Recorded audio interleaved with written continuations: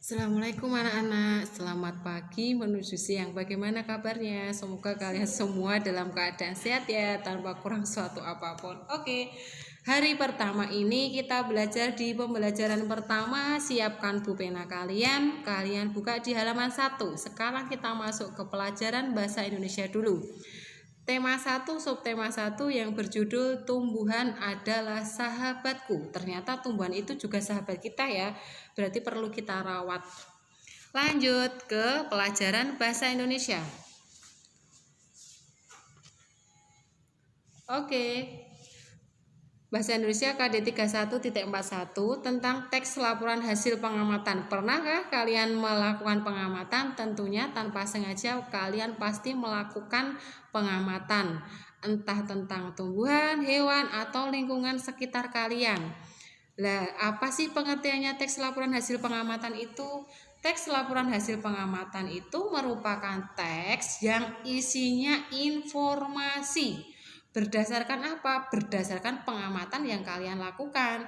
Berarti itu berupa fakta, bukan berupa kalimat yang berandai-andai. Contohnya apa? Pengamatan tentang hewan, dari telur, ayam, kemudian bertelur lagi.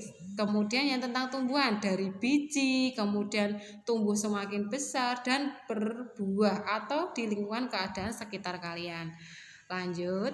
Secara umum, teks hasil penelitian itu isinya mencakup 3 hal. Yang pertama, informasi umum. Yang kedua, kumpulan fakta-fakta. Yang ketiga, simpulan. Sampai di sini sudah paham ya? Sudah ada gambaran ya tentang teks laporan hasil pengamatan. Kemudian di dalam teks laporan hasil pengamatan itu ada 2 hal. Yang pertama, ide pokok, dan yang kedua, simpulan. Apa sih pengertiannya ide pokok itu? Ide pokok adalah gagasan utama atau masalah pokok yang dibahas dalam suatu paragraf. Ingat, dalam suatu laporan ada ide pokok itu pasti, dan dalam setiap paragraf tentunya bacaan itu kan ada beberapa paragraf.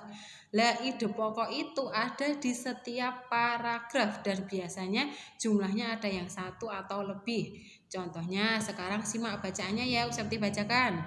Selain nasi dan jagung sebagai makanan pokok rakyat Indonesia, ada pula singkong. Tahu kan singkong? Singkong itu termasuk tanaman umbi-umbian. Bagian yang dijadikan makanan pokok adalah umbi akarnya. Kira-kira dari yang Usepti bacakan tadi ide pokoknya apa? Coba tebak. Tentang singkong. Nah, berarti dapat diambil kesimpulan, dapat diambil ide pokoknya bahwa singkong sebagai salah satu makanan pokok. Siapa yang suka singkong?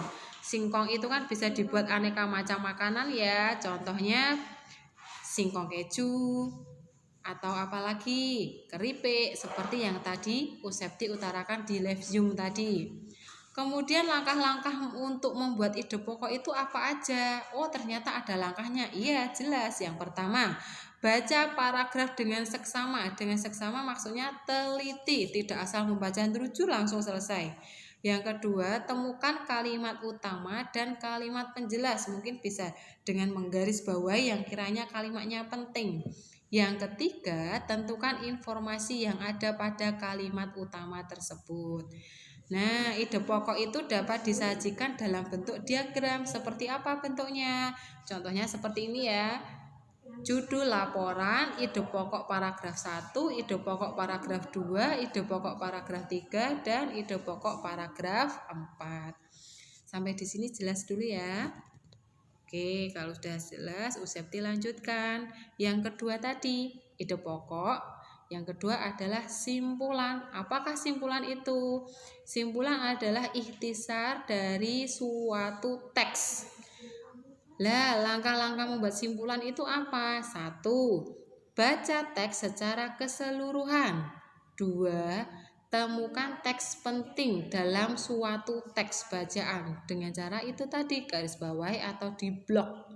Yang ketiga, hubungkan semua informasi yang diperoleh menjadi suatu pernyataan ya, bukan pertanyaan tapi pernyataan akhir. Contoh bisa kalian buka di buku pena kalian halaman 16. Silahkan dibaca. Dari situ dapat diambil kesimpulan bahwa tanaman jagung dijadikan sebagai tanaman alternatif tanaman padi. Karena kenapa? Karena waktunya cepat dan cara menanamnya cukup mudah. Mungkin ada kalian yang orang tuanya menanam jagung di sawah. Itu kan mudah sekali ya. Kemudian tidak ada pertanyaan ya anak-anak, kiranya sudah paham ya. Oke, selanjutnya kalian nanti baca kembali tentang teks laporan penelitian yang mencakup ide pokok, simpulan, biar kalian tambah paham. Jika sudah, coba kalian buka halaman 15, silahkan dibaca dengan teliti, dengan cermat. Kemudian itu kan ada beberapa soal. Kalian kerjakan nomor 1 dan nomor 3. Tulis jawabannya di buku tulis. Ingat diberi judul, tanggal, hari, mata pelajaran apa, halaman berapa. Oke. Selamat belajar di rumah, semangat. Semoga kita diberi kelancaran, semua dalam keadaan sehat. Allahumma amin. Oke, cukup sekian pembelajaran hari Senin 20 Juli 2020.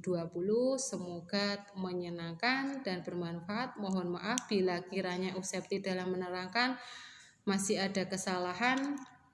Wabillahi taufik walhidayah. Wassalamualaikum warahmatullahi wabarakatuh.